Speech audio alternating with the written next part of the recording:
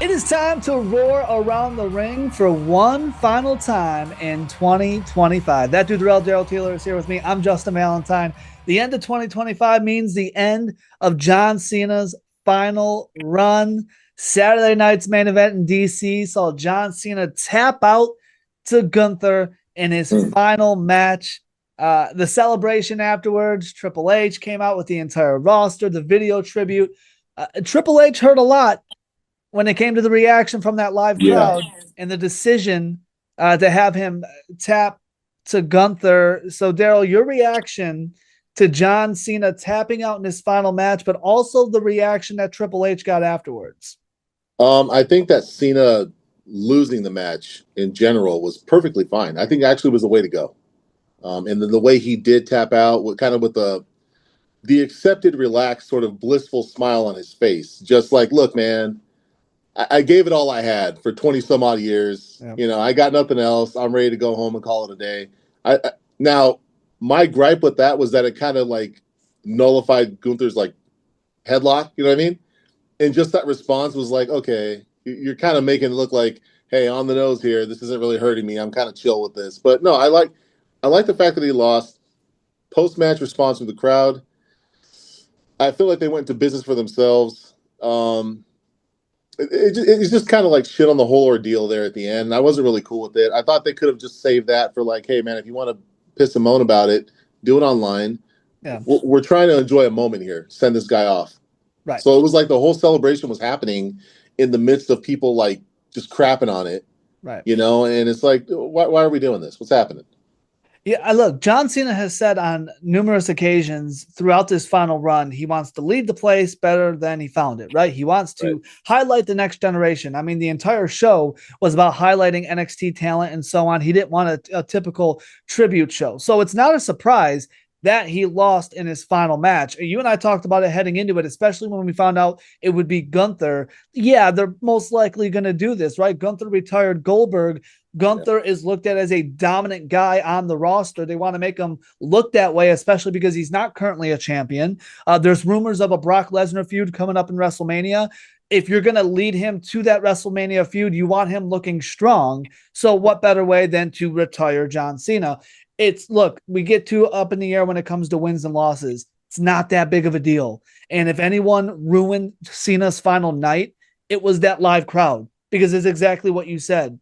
Like, we're trying to enjoy, and they're having an emotional moment with Punk and Cody, the tribute video, and the crowd's just going at Triple H. Like, this is the last time we're going to see John Cena. Right. And it was ironic because you have all these fans, right, who spent this whole lead up to this match just voicing the emotion behind it, how sad they were going to be, and we got to just honor and treasure John Cena and all this, that, and the third.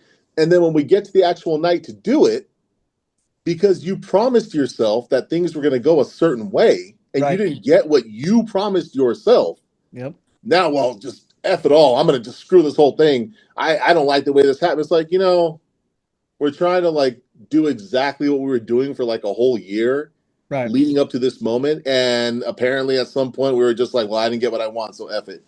Right. And I feel like this could be also a situation where having Unreal, which by the way, season 2's coming out in 2026, having this be a thing and like behind the scenes and everyone knowing what goes on behind the scenes, maybe not be the best. Another example why it's not the best for the industry, because fans now definitely feel like they know better than the writers. They definitely feel like they know better than Cena or Triple H or whatever. And again, you can feel one way or the other. Obviously, fans wanted Cena to win. That's fine. But to get to that level of hate and angst afterwards, while even the entire post show, they're trying to celebrate and remember John Cena, and the crowd's just losing their mind.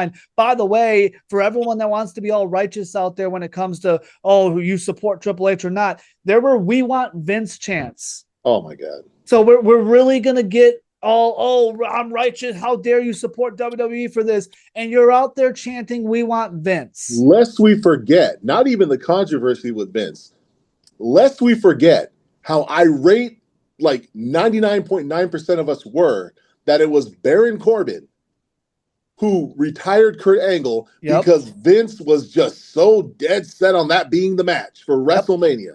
Yep. And all of a sudden, well, Vince would have handled this better. Are we sure? Right.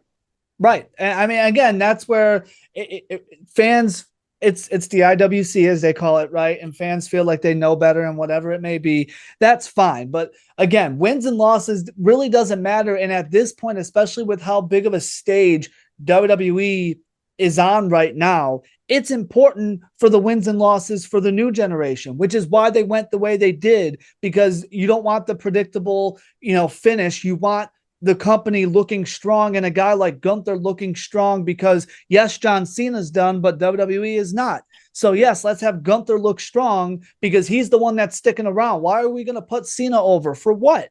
For what? I don't understand why he's not going to show up the next week. Right. That's it. Right. So I love the decision to go with Gunther. How do you feel it has done for Gunther? Because he has gotten a lot of heat the last 2 weeks on Raw post Cena match, and that's exactly what they wanted. They wanted the heat. He is feeding right into it. Oh yeah. Do you feel like this is going the way WWE wanted it to go? Whether or not it is, I love it. I think it's going the way it should go. Yeah. From him going out there and just saying that Cena tapped out like a little bitch, to the T-shirt they made, to just the fact that he's walking around backstage just laughing in people's faces, because one, he's the guy that retired John Cena. He was the guy, the last match, he beat him, made him tap out. And Gunther's a guy that consistently is like, he's so good that there's no like, oh, it was a fluke. Oh, no. He just beats you. There's no like trickery to it. He's just that good. And I love that for Gunther. And as I watch this, and I watch the fans online, and obviously, like you mentioned, the T-shirt and everything, once again, the fans are getting played like no other. Welcome to professional wrestling. This is it, man. This is welcome to the circus. It's not the first time we've been here either. We're acting like this is the first time something like this has happened. No, a result happened that you didn't like. No way, right? Wrestling ends in a finish that you weren't happy with. Yeah. Really, that's part of the show because he's a heel. We want you to hate him. Guess what? You're going to boo Gunther out of the building every time you see him in 2026. And that's exactly what they want. And that's exactly what you're giving them. And if for anybody that's trying to turn this into Gunther's not that good, now you're just being petty because he's one of the best on the roster right now. He has been, right? And this is just everything around this Gunther heat. Everything post the Cena match, everything that's about to happen with Gunther in 2026 is playing right into WWE's hands. Whether you like it or not, they scripted the fans' reaction, and you are giving them exactly what they wanted. It is. It's nothing new under the sun, dude. Speaking as an old head here, watching wrestling for 30-some years, people have been like committed to, I'm done watching wrestling like since the Montreal screw job in 97. Yep. Oh, well, that's it. I'm done. I can't believe it. Shawn Michaels sucks anyway. It's like, okay, yeah, we'll see you next week watching Raw like everybody else. Yeah. And it's been the same. They were done with that. They were done with, I don't like the brand split. Oh, I don't like that they bought WCW. Oh, I don't like that, The Rock beat Hogan at WrestleMania. Like, okay, dude, what? Like, what else? Yeah. Like that's going to be Roman Reigns won the Rumble. I'm done. Like, okay, sure. Sure. You're screwing over Daniel Bryan. Oh, wait, it's a storyline? Oh, my God, wait, what? He had a huge WrestleMania these are moment? Characters? What? Professional what wrestling. Is this? We just forget. It was a real-time documentary. They just choose to forget how wrestling works over and over again. This is the reaction they want. They want the heat. Again, if people would listen, so many people on so many levels of wrestling have said the worst reaction in wrestling is silence. Right? Yeah. So if you're getting booed out of the building or you're getting cheered out of the building, that's a good thing either way. That's what's so funny about wrestling. You need to get a reaction. Yes. We just want a reaction. Gunther comes out and he comes out to nothing but noise because it's all booze and everyone's like, yeah, that's bad heat. No, it's not. You know what's bad heat? Not going to the show, leaving, being quiet when Gunther comes out because you're that uninterested. That's bad heat. No, it is, and that's an old time measuring stick of wrestling. I don't know who the wrestler was specifically that said it, but it's a quote that's been passed along by various wrestlers. Go out to the ring, stand there, say nothing, and see if the audience reacts to you. Yep.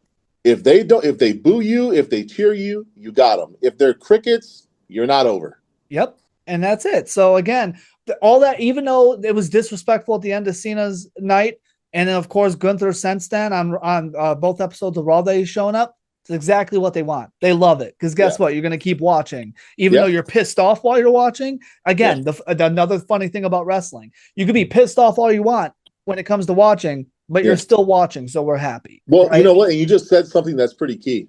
You can be pissed off if you want. And I think that that's the attitude that's kind of cool about what Gunther's doing, because he's just walking backstage and laughing, and all the other wrestlers who are pissed at him are the fans. Yep. They embody the fans. And he's just in their face like, okay. Yeah. And I beat your guys. So what? What are you going to do about it? I'll see you next week too. And he's playing it perfectly. By the I way, it's love it. awesome. I love it. Yeah.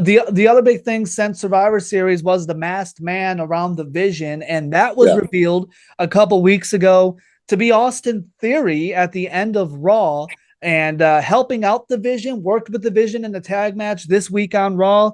Do you like this reveal? We had a feeling it was Theory, or was this too soon? No, I mean, well, the reveal felt kind of rushed. Yeah. I'm not really sure how much more legs it had to it. I guess you could have taken it to the first Raw of the new year. Would have probably been fine during the Breaker CM Punk match that they're going to have. I don't mind it though, because I think that this is. I'm never anti an effort to get new faces over, to get young guys over, or talent that's just been kind of floundering. And I think that the effort to do that usually falls at the hands of Paul Heyman. Yeah. Which his success rates, give or take a few people, has been pretty good. Not bad. I mean, they tried Cesaro, that didn't really go the way you thought it was going to go back in the day. But more or less, yeah, I think that's the way to go. Now, it's going to depend on Austin Theory, because here's a guy who, by his own efforts, doesn't really seem to, it just doesn't connect for whatever reason. So we'll see. I don't mind that it's him. I'm curious to see where it goes, which I guess is a good thing, because I want to see where this is going. First off, when he took that mask off, and the AEW heads will love this, I got hella Daniel Garcia vibes as he was standing there. I'm big like, time, yeah. whoa, okay, Danny, what's going on? I was like, the Death Riders are on Raw. Yeah, right. Like, where's Mox? Come on. So I don't mind that it's Theory. We had a feeling it was Theory. The timing and the way it was done was weird, right? It just felt rushed. The timing was fine. It ended Raw. He's working with Heyman in the Vision, so it still feels like a big deal. Is at least one of the biggest stories on Raw. Fine. But this almost makes me feel like, and I know Austin Theory needs another chance, and I'm not saying, put him in a tag team, but is he the only masked man? I don't know.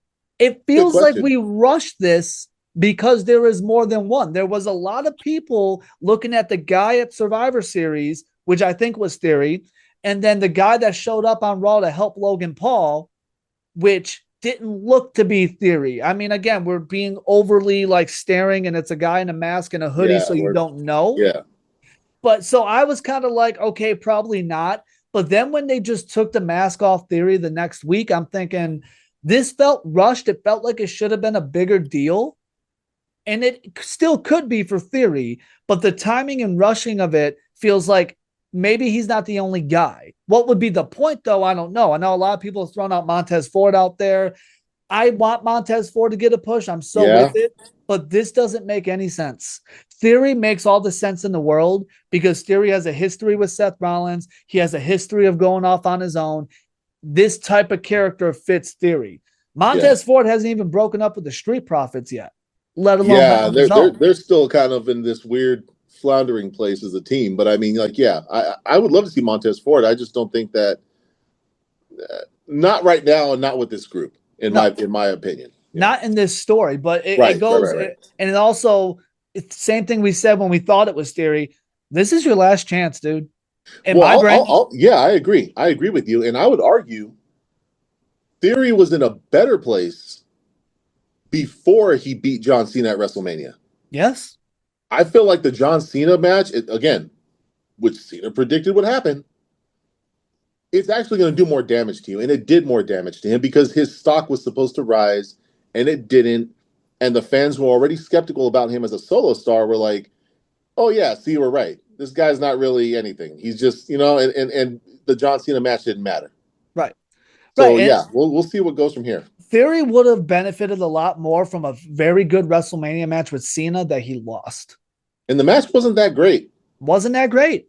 It was And almost like Cena was phoning it in, and Theory didn't really try to up the ante in it. right. And that's where it was like Theory could have lost there and then could have been the heel character. We've said it a ton of times on this show. There are heel characters that benefit from losing, right? Yeah. Because his reaction afterwards, he could have been pissed off to the point that it lit a fire under him, and that's where he kind of got his push. It could have been something along those lines that would have been a lot more beneficial to him than whatever this is. But again, it's always a start and stop with Theory. Even in his tag team with Grayson Waller, how many times did they hint at those two breaking up? And the breakup never officially happened.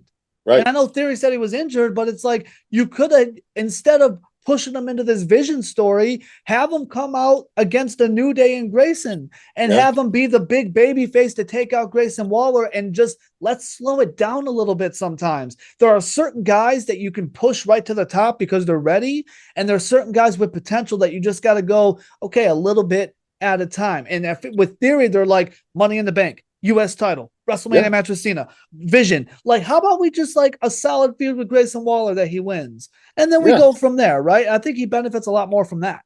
I agree. Here's the issue with Grayson Waller in Theory, too. Regardless of the on-screen, they don't really get that much, whatever it is. If you take the two of them separately, individually, outside of wrestling, you put them in media and you watch their interviews with influencers, podcasters, whatever, Grayson Waller is like leaps and bounds more interesting. Yep. To listen to talk. You've interviewed the man. Yes. He's just much more of an interesting person to talk to. Yeah. And it's like, God, even in that media, Austin Theory doesn't look great. Yeah. So I don't know, man. I want the guy. You never want to see a guy get let go because of whatever, but it's like you got to sink or swim here. He looks like Randy Orton, and that's the problem. They can't get over that. They can't get over the fact that he looks like Randy Orton. So there's got to be something here. But you also got to remember the Randy Orton, and this is not me saying Randy Orton wasn't great, whatever it may be. Orton went through the same thing, if not a lot more issues, because there were outside the ring issues with him, and got chance after chance after chance, just like Austin Theory. The difference is Randy Orton came from a wrestling family. That's so I true. feel like Orton had the benefit though as well of having Ric Flair and Triple H go to bat for him. Right. But it was still like with Theory, fans want to just like, why are we giving this guy another chance? It's like this happens with guys that look like him. We weren't mad about Orton because Orton was surrounded by those guys, but he was also from a wrestling family. Theory doesn't have that on his back, so fans are so ready to kick him out right away. And at the same time, because he looks like Orton, you have the company that is just trying to force him to the top. It's like, I feel bad for the guy. I don't think he's ready. I don't, but I feel like we're rushing him, so he's not going to get ready. That's the hard part. See, the Randy Orton comparison is good. The only difference is, like you said, with Randy Orton, it's almost like you draft a young prospect to whatever your favorite team is, right? We'll say the Pistons, Lions, whatever, for the sake of Detroit. And it's the guy. It's like you have all the intangibles. You got the look. You got the athleticism. Something's not clicking, but I don't want to be the one to trade you. You know what I mean? It's like I don't know if I want to pull that trigger as a GM because then you're going to go benefit someone else. But it's like I don't know why I can't make it work here with you. So I think that's where they're at in WWE with Austin Theory. Yeah, it's a tough situation because Theory isn't given room to grow because they're just like, you should be successful right now. This should work, right? Yeah. And it's like, well, he's not. I know he looks like it, but like, and Randy Orton was that case. He had everything you'd ever want in a professional wrestler. It was just getting his head right about it, getting his mind on, getting the head on the shoulders properly, like cemented. So it's like Triple H would tell him, why do you want to self-destruct yourself? You have everything that you would need to be successful. Eventually it clicked with him. Yeah. But Austin Theory is just like, I don't know what it is, man. It's tough. The biggest test for Theory this time around is when Seth Rollins gets back. Yep. Plus you have Paul Heyman there, where it's like, dude, if you're gonna bomb under Paul Heyman, that's not Paul Heyman's fault. Well, that's when they decided Curtis Axel wasn't the guy, right? Right. That's when Cesaro started to kind of go Yeah. backwards and just be a tag team guy. Because it's like, again, if you can't succeed with Paul Heyman in WWE, you're not going to be the top guy. That's just what it is. So that's another example of this being the last chance for Theory. And also, again, the biggest test is going to be whenever Seth Rollins gets back from injury, because they're clearly setting him up for that feud. They have a history. He's using Seth's moves. He's, working with Seth's old group. So clearly that's the game plan here. Really quick in a one-word answer, yes or no. Any chance Braun Breaker defeats CM Punk on January 5th? Yes. Really? Yes. Yeah. I say yes if there's another masked man. Okay. I can go with that caveat. If there's another masked man, if that theory is true, I'm with it. If there's not, I don't see a reason to do it right now. I see it simply because of the pomp and circumstance and the grandiosity of it being their Netflix anniversary. They want to do something big. Sure. Now, outside of that, can I give you a million reasons why it'd be a good move? Probably not. Sure. I think that CM Punk going into WrestleMania as champion is much more interesting. Yeah. Because I think you need at least, if I'm booking the shows, I'm waiting until summer until I'm putting a world title on Braun Breaker. I'm or okay at least with that. Late spring. And I'm totally okay with that. Yeah. And also a bigger stage. I know it's a Netflix anniversary, whatever. But like, if this dude is your future, wait for a bigger stage to give him that crowning moment. I'm okay with that. That's interesting. January 5th is going to be interesting for sure. It is very. All right, before we get out of here, a few more things to get through real quick, and let's talk about the Usos returning to the tag team division on Raw. They got a tag title shot next week on Raw. How do you feel about this move? It makes sense, dude. I really don't know any other move with either of the Uso brothers. I think you're kind of fighting against the current here. Again, this is not to say, oh well, Jey Uso sucks. Jey Uso doesn't suck. Jimmy Uso don't suck. They're both entertaining talents to watch in the ring. Jey Uso's entertaining. Yeah. It just didn't transfer over, I think, to the level that people wanted it to, or that Triple H wanted it to. But right now, it's the right move. I think it works fine. I'm okay with it. It's the Usos, of course. It's good for the tag team division. I don't think it's Jey Uso's a failure as a singles guy or Jimmy Uso or whatever. Jimmy never really got a shot. Right. But I do think it's okay. Hey, we kind of hit our limit with the Jey Uso singles run. We need to do something else. That's all it is. Yeah. And now there's a lot of thoughts out there because Jey Uso was showing a lot of weird vibes before this reunion of, is this setting up a Jey Uso heel turn against Jimmy Uso? And as much as I love that idea for Jey, just because it's something different down the road, I dislike it for Jimmy, because Jimmy Uso, that entire singles run, quote unquote, was constantly surrounded by some form of the bloodline. Yeah. He was teaming with Jacob Fatu. He was going against Solo Sikoa. He was against Jey Uso. He was with Roman. Like, he never got a shot. And if we're just going to do Jimmy versus Jey again, as much as I like a Jey Uso heel turn because it's something different, maybe it'll work, I don't like that for Jimmy one bit. I don't like it because the match they had just has left a bad taste in my mouth since it happened. And so I don't know. The bloodline the bloodline angle itself really has just left this almost like NWO-esque remnant that won't go away. You know, it's just like, we really got to move past that. It was awesome. Oh, it was great. Man, it was great when it was great, but we really got to get past. But man, we're about to be in 2026. Do something else. And adding more and more people to Solo's group is not going to make it any better. Right. Speaking of stuff going too long, has this Cody Rhodes, Drew McIntyre thing gone too long? I'm ready for it to be over. Yeah. I know. I will say this though, just to quickly answer your question. I'm ready for it to come to an end very soon. I do like that it's allowed to introduce some different elements of Cody's personality that are a little more heelish. Yes. I think that's the benefit from it. But as far as the feud goes, there's other interesting things I'd rather see. I'm so mad with the Cody situation because I don't care what anyone says, I'm convinced that Seth Rollins' injury prevented us from a Cody Rhodes heel turn, because I feel like you could have done Cody and Punk, and you could have done Roman and Seth at WrestleMania before Seth got hurt. The only reason why, yes, I'm ready for it to be done. The only reason why I'm even extra mad about this continuing for as long as it has is because I still don't see a world where Drew actually wins. And I'm tired of this guy being in big storylines that he's going to lose. That's a great point. And because if you really think about it, from the CM Punk storyline to the Damian Priest one to or Priest Punk, however, whatever order that was in, to now with Cody. It's just there's a consistent thing of like Drew gets the big feud, but you know he's going to lose. Right. He gets to feud with the big superstar, but we already know where this is going. It's kind of like when Bray Wyatt was around and he had these big feuds with all the big names, Cena, Taker. It's like, yeah, but he's going to lose. Yeah. Why am I getting excited for him? He's just going to lose like he always does. Exactly. Yeah. NXT talent, Oba Femi, Javon Evans, Sol Ruca getting some shine during Cena's final weekend. Javon Evans a little more. Yeah. Who's shining the most between those three for you? I love all three. I think they're all ready to move up. Javon Evans is awesome. I think you and I have had the discussion. I'm big on Oba Femi. Yeah. I mean, to the point where I think this guy he's not very far away from being a WrestleMania main eventer. No.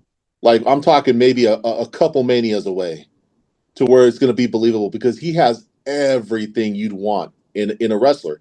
The mic skills, the look, the in-ring ability. Some guys just get it. They just get it from an early go, and it's like, oh yeah, you got it. You're all. If you need a monster heel, Oba Femi. Yeah. You need a relatable face that the crowd can get behind, Oba Femi. Yeah. It works. I before we go, because we're going to talk about Oba Femi here. Sol Ruca, awesome. Looked great in the match with Bayley. Yeah. Javon Evans is a ton of fun, and I'm never going to get sick of that something dude. else, dude. Javon Evans so great. Is great. Yeah. He's so great. Personality and talent, like athleticism, crazy. Oba Femi, though, is a guy, it's the opposite of Theory. He is someone you can rush. Yeah. You can rush him right on the main roster. I'm going to go as far to say, and the next time we'll be on the show, will be right before the Rumble. Yeah. I don't know if I'm predicting it yet, but I could see him being the first ever NXT call-up debut in the Rumble to win it. And I wouldn't be mad at it one bit. I could see a world where Braun Breaker defeats CM Punk and we get Oba Femi and Breaker at WrestleMania. I could see a world where Drew McIntyre takes the title from Cody Rhodes. That's already something he's been involved in. And then we get Drew and Oba Femi. I can see a world where Oba Femi wants to run it back with Cody because they didn't get to finish their match at Saturday night's main event. And that's your WrestleMania main event. Any of that makes sense. I don't know if I'm predicting it yet. I know a lot of people are worried that it's going to be Roman again. I think it's going to be Roman. I know. But I could see for the shock value of it all, depending on who's a world champion going into the WrestleMania season, which we'll know more after, the new year. Yeah. I could see Oba Femi being that guy to make history. If there was ever going to be an NXT call-up that did that, it would be him. And I'll go one further. I'll say even if he doesn't win the Rumble, let's say even if he doesn't, I'm going to make a comparison that you and maybe other people watching are going to be like, dude, no fucking way. You want to talk about someone that comes in, makes an immediate impact, meteoric rise straight to the title? Oba Femi is the new Brock Lesnar. Yeah. Yes. Just like Lesnar came in the early 2000s. Yep. Straight shot to the main event scene because he was that impressive, that good, that athletic, had everything you wanted. Oba Femi's right there. Same level. We're going to keep one-upping each other. I think if wrestling specific, if Oba Femi stays healthy and stays in WWE, that's always big. Yep. He could end up being the best thing to come out of NXT ever. Yeah, probably. He's that good. Someone get Oba Femi on the show. We just gotta tell him how much we love him. We love you, Oba Femi. I want a free t-shirt. Okay, is this the best the women's tag division's ever been? I mean, we got Asuka, Kairi Sane, Charlotte Flair, Alexa Bliss, Nia Jackson, Lash Legend, Rhea Ripley and Io Sky, Bayley and Lyra Valkyria, Liv Morgan and Roxanne with the Judgment Day. Are you happy with this? So, am I entertained by every team? Maybe not necessarily, but I will say this. In my years watching wrestling, this is the best effort I've seen put into the women's tag division. 100%. Like, hey, we actually have a legit women's tag division. And guess what? All these women can wrestle. Yeah. They're great. I think so. Yeah. Honestly, yes, it is the best it's ever been. It's the star power. Yes. The mid-card titles help that because you can afford to do this. But it's also the stories, even if it's quick going into each one, right? Asuka and Kairi have a history. They went into Charlotte and Alexa's story, how they came together. Nia finally has someone that is her equal when it comes to being a powerhouse. Dude, I'm glad you brought that up. Lash and Nia, it's like this is just perfect pairing. Yeah. This just makes sense from like physical imposing threats. Yep. It's like Twin Towers stuff. I love it. It's great, right? Yeah. Rhea and Io have a story. Bailey and Lyra have a story. Liv and Roxanne over Dom and the Judgment Day. There's stories in each one, which makes you automatically care a little bit more about them. Yes, this is the best and most well-handled women's tag team division we've seen since these titles have been introduced in WWE. I love it for all of them, and I love it for the division. Lastly, how excited are we for SmackDown to go back to 3 hours on January 2nd? Well, I mean, the ad revenue, I'm sure, is going to be great for them. That's usually the death knell of it, dude. I mean, it's hard to fill. Sometimes it's difficult, and you see them struggle to do a 2-hour show, which essentially is like an hour 45, right? Yeah. You're going to stretch that out to 3 hours. More people get more matches. Awesome, cool. But my God, dude, that's a lot. It's a big ask, you know. If you go to rewatch SmackDown, the replay, like on Netflix, and they take out all the commercials and shit, it's an hour 20. Yeah. That's all they're filling. Yeah. And now you want to push 3 hours? So now it's going to be like 2 hours and 10 minutes, 2 hours and 15 minutes worth minus commercials. With who? Unless we're, again, and I know it's the constant, unless we're just saying screw the brand split. Which they do every time. They do it because it's like, dude, then don't have one. Just don't have one. Just don't have it. If you're going to do totally this, don't have one. Raw Around the Ring is available all over, of course, on YouTube at Raw Around the Ring. Yes, like and subscribe. Social media at JV Around the Ring. We will be back, believe it or not, in 2026. And believe it or not, the week leading into the Royal Rumble in Saudi. That's okay. We're here. Shout out to WrestleMania season. This is happening, dude. Oh my gosh. That is January 26th, the next episode of Raw Around the Ring. That dude, Daryl Taylor. I'm Justin Valentine. We'll talk to you guys very soon.